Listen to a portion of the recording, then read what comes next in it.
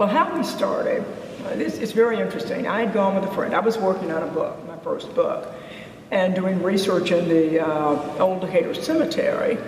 And my friend had gone to do her spirit photography.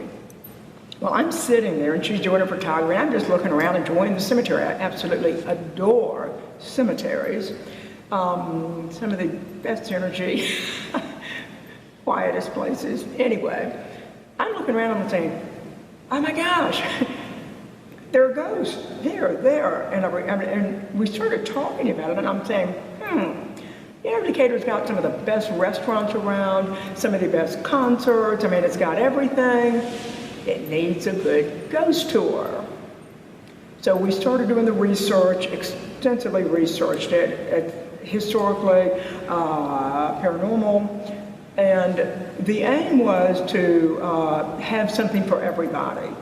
We have people come on the tour. They don't believe in ghosts. We're okay with that. We're not trying to prove anything to anybody, but there is a history of the area. People know that if they go on a good ghost tour, I'll tell people, go into an area, find a good tour, because if it's been, well researched, you're going to get a quick 2-hour recap, information about the area, the culture, folklore, the people, the whole bit in a tour. But also then on the other side, there's the paranormal. Now, that is why most people do come on the tour, I will be honest. On the Decatur Ghost Tour, people because we do have a liability waiver, and they'll say, oh my gosh. I say, well, we don't want you to fall into an open grave. We do go into Decatur Cemetery. Now, it is off limits to most people. We're a business, so we can go in at night. People don't realize it, but Decatur, the area is very old.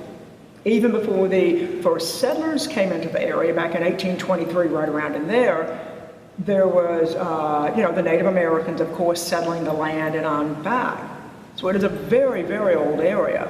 But also, there's been a lot of conflicts throughout the years. You look at it now, if you're here in Decatur, the village is beautiful. I love it. Civilized, I mean, oh my gosh, But back then, it was not the civilized place that people think it was. There was a lot of, at first you had conflicts with the Native Americans, conflicts with the early settlers for land, the politics involved, then you had the Civil War come along. I mean, it's gone through all the periods of American history. And so anytime you've got human history, drama, trauma, conflict, whatever, you're going to have ghosts created. When that spirit steps out, that issue, whatever, there are some that will get stuck in the ghost realm. There are still Civil War soldiers here around the courthouse and throughout the village. Because the fighting took place around in between the houses and so on. And it was pretty vicious hand-to-hand combat. But we do have to take reservations because of the pandemic. We will be limiting the numbers. We usually do anyway because we want to keep the quality of the tour. But especially at this time with October coming up, we are, and with the COVID, still going on, having to be careful and, follow Decatur's rules, we will be limiting the number of participants in October.